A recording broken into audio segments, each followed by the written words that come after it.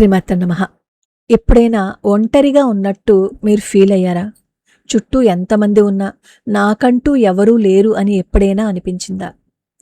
ఏ ఆధారమూ లేనట్టు, చీకటి గదిలో బందీ అయినట్టు, అసలు రేపటి నా భవిష్యత్తు ఏంటి అని భయంతో ఎప్పుడైనా బాధపడ్డారా? అయితే ఒక్కసారి మన జీవితంలో వెనక్కి వెళ్తే, అంటే మన పుట్టుక దగ్గరికి వెళ్తే, మనం ఈ భూమి మీద పడకముందు 9 నెలల పాటు తల్లి గర్భంలోనే ఉన్నాం కదా. తల్లి గర్భము అనే ఒక చీకటి గదిలో ఎటువంటి ఆధారము లేకుండా, కదలలేక, శ్వాస మనంతట మనం తీసుకోలేక ఒంటరిగానే కదా ఉన్నాము. ఆ రోజు ఆ గర్భంలో ఉన్నప్పుడు మన పూర్వజన్మల తప్పులు గుర్తొచ్చి భయంతో వణికిపోతూ మనం భగవంతుణ్ణి వేడుకుంటాం. కానీ బయటికి రాగానే ఆ పూర్వజన్మ స్మృతి అంతా మరచిపోతాం.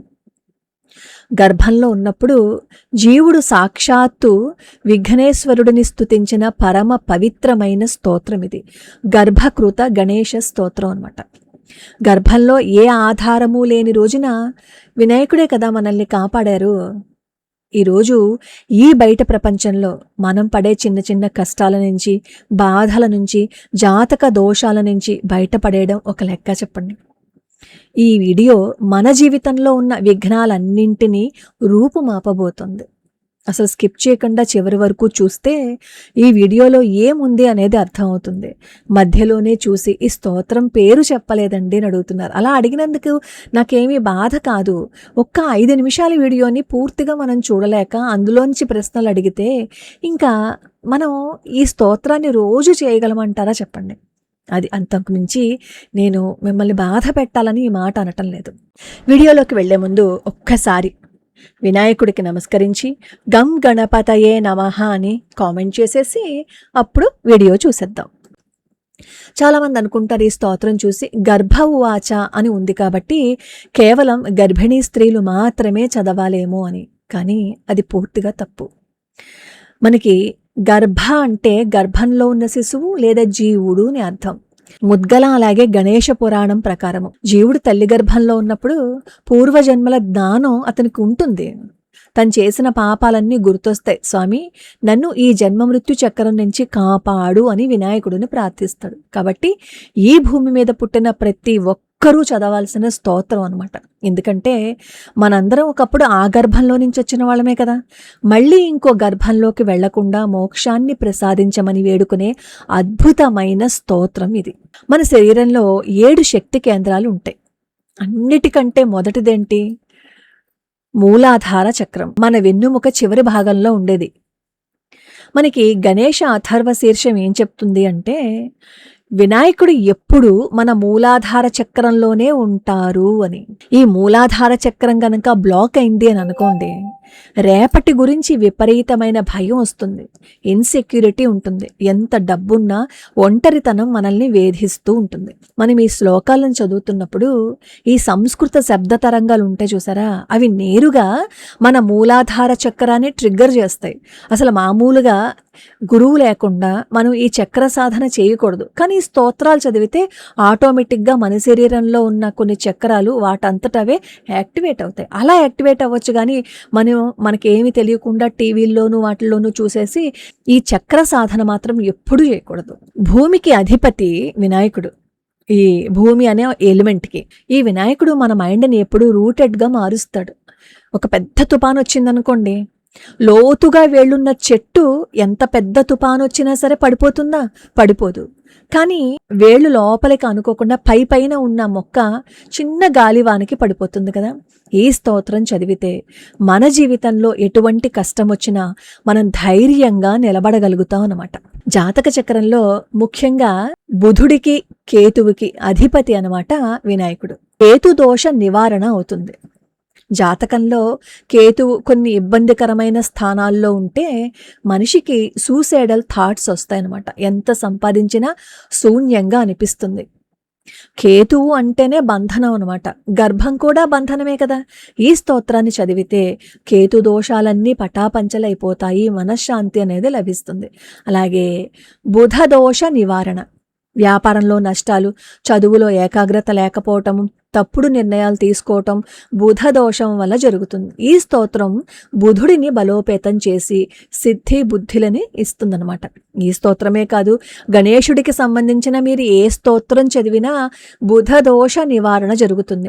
గణేశ కరావలంబ స్తోత్రం చదివితే ఉద్యోగం వస్తుంది అని నేను చాలాసార్లు చెప్పాను కదా. ఎందుకు అంటే గణేశ కరావలంబ స్తోత్రం చదవడం వల్ల ఈ కేతు దోష నివారణ, బుధ దోష నివారణ కూడా జరుగుతుంది. తద్వారా మనం డెసిషన్స్ చాలా తొందరగా తీసుకుంటాం కాబట్టి. మిథున కన్యా రాశుల వాళ్ళు ఈ స్తోత్రాన్ని చదివితే వాళ్ళ కెరియర్ అద్భుతంగా ఉంటుంది. అలాగే వృశ్చిక మీనరాశుల వాళ్ళకి కూడా మానసికంగా ఒత్తిడి నుంచి ఉపశమనం లభిస్తుందన్నమాట. అశ్విని, మఖ, మూలా నక్షత్రాలు కేతు నక్షత్రాలు. ఈ స్తోత్రాన్ని చదివితే జాతకంలో ఉండే దోషాలు తొలగిపోతాయి. ఆర్థిక ఇబ్బందులు ఉంటే ఆ ఇబ్బందుల నుంచి బయటపడతాం. ఇది ఎలాగా? మనం ఏదైనా ఒక ప్రయత్నం చేస్తున్నాం అనుకోండి, మనం ఏదైనా ఒక ఉద్యోగంలోకి వెళ్ళాలి అన్నా, సంపాదించాలి అన్నా మనకి ఎన్ని ప్రయత్నం చేసినా విఘ్నాలు వస్తూ ఉంటాయి అన్నమాట. ఆ విఘ్నాలు తొలగిపోతాయి. ఎప్పుడైతే మనం ప్రయత్నించే మార్గానికి అడ్డంకిగా వస్తున్నాయి ఏవైతే ఉంటాయో అవన్నీ తొలగిపోయాయి అనుకోండి, మనం చక్కగా ముందుకు వెళ్తాం కదా, సంపాదించగలుగుతాం కదా, అప్పుడు ఆర్థిక ఇబ్బందుల నుంచి బయటపడిపోతాం కదా, అదనమాట. అలాగే డెసిషన్ మేకింగ్ వస్తుంది, కన్ఫ్యూజన్ పోయి క్లారిటీ వస్తుందన్నమాట. నెగిటివ్ అలవాట్లకి దూరంగా ఉండగలుగుతాం. అలాగే మనల్ని అస్తమాను ఏదో ఒక పనికి వాడుకుంటారు. మనమేమో మొహమాటం కొద్దీ వాళ్ళకి ఏమీ సమాధానం చెప్పలేకపోతాం.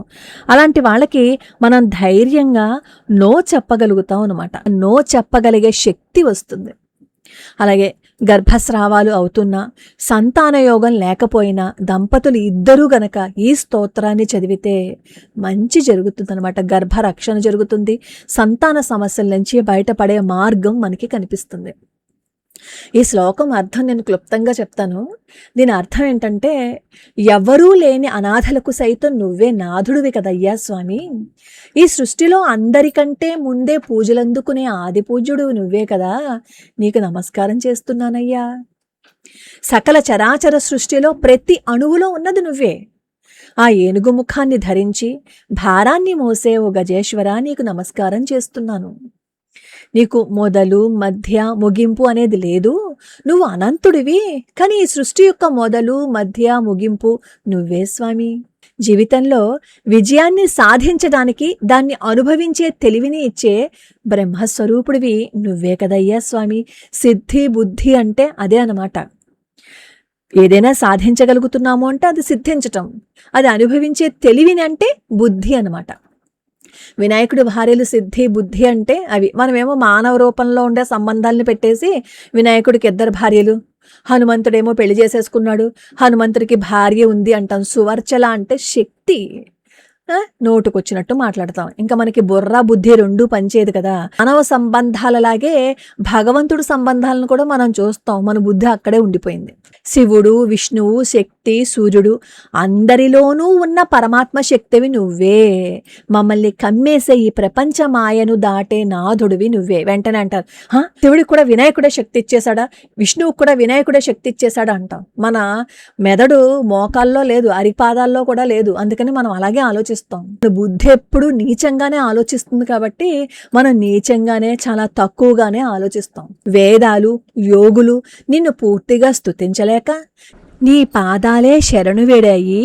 ఇంకా అజ్ఞానినైన నేనెంత స్వామి, అందుకే తల వంచి శరణు వేడుతున్నాను అని అర్థం అన్నమాట.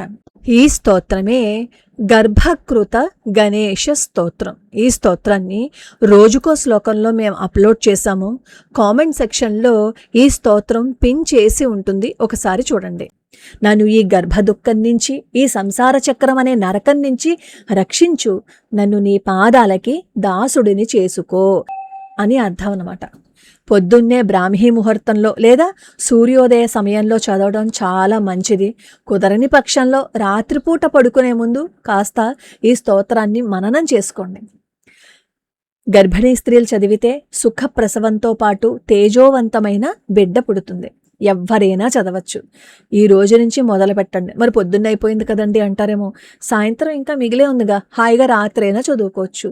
ఒక మండలం రోజులు రోజుకి 3 సార్లు చదివితే మన జీవితంలో పెండింగ్లో ఉన్న పనులు ఎలా పూర్తవుతాయి అనేది మనకి తెలుస్తుంది. కాకపోతే అనుమానంతో అవుతుందా లేదా అని చదవకండి. చదవండి. ఫలితాన్ని మాత్రం భగవంతుడికి వదిలేయండి. అలాగే వినాయకుడికి బెల్లం ముక్కని సమర్పణ చేయండి. 41 రోజులు అయిపోయిన తర్వాత కుడుములు నైవేద్యంగా సమర్పణ చేయండి. భయపడద్దు. మనకి భయం ఉంటే ఏ పని చేయలేం. మన వెనుక వినాయకుడు ఉన్నాడు, ఏ విఘ్నము రాకుండా చూసుకుంటాడు అనే నమ్మకాన్ని పెంచుకోండి. మనం ఎంత కష్టపడినా రిజల్ట్ రానప్పుడు డిప్రెషన్లోకి వెళ్ళిపోతూ ఉంటాం. అక్కడే మన ఈగోని పక్కన పెట్టి, నా చేతుల్లో ఏం లేదు, అంతా ఆ పైవాడే చూసుకుంటాడు, నా వల్ల కాదు అని వదిలేయి. ఆ శరణాగతిలో ఉన్నంత ప్రశాంతత ప్రపంచంలో దేనిలోనూ ఉండదు. ఆ ప్రశాంతతే మనల్ని మళ్ళీ రెట్టించిన ఉత్సాహంతో పనిచేసేలా చేస్తుంది. మన జీవితంలో ఏదైనా ఒక పని చాలా కాలంగా పెండింగ్ పడిపోయి ఉంటే, లేదా మనకి చివరి వరకు వచ్చి సక్సెస్ అక్కడ ఆగిపోతూ ఉంటే అది మన దురదృష్టం కాదు, ఏదో విఘ్నం ఉంది అన్నమాట. సమస్య వైపు చూడడం మానేసి సమస్యని క్లియర్ చేసే గణనాథుడి వైపు చూస్తే, అంటే ఈ శ్లోకాలని చదివితే, మన వెనుక ఏదైతే విఘ్నం ఉందో, ఏదైతే అడ్డంకి ఉందో దానిని విఘ్నేశ్వరుడు తొలగిస్తాడు అని నమ్మకం ఉంటే, ఇక మనల్ని ఆపేది ఎవరు? ఏ శక్తి మనల్ని ఆపగలదు? ఎవరు మనల్ని నిరోధించగలరు కదా?